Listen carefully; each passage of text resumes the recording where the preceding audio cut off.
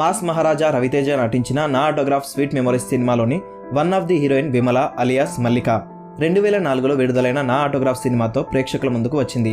Raviteja school days జీవితంలో విమల పాత్రలో నటించింది. ఆ తర్వాత మరో సినిమాలో కనిపించలేదు. కేరళకు చెందిన మల్లిక 2002లో మలయాళ చిత్రం షయోతా కుతుతో సినీ రంగ ప్రవేశం చేశారు.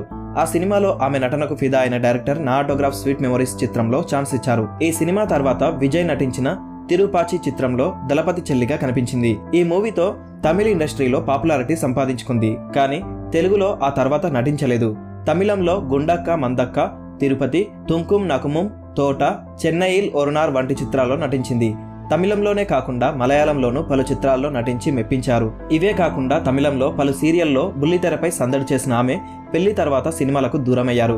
ప్రస్తుతం ఆమె సోషల్ మీడియాలో యాక్టివ్గా ఉంటున్నారు. ఫ్రెండ్స్, ఇలాంటి మరిన్ని వీడియోస్ కోసం ఛానల్ని సబ్స్క్రైబ్ చేసుకోండి. అలాగే వీడియోని లైక్ చేయండి.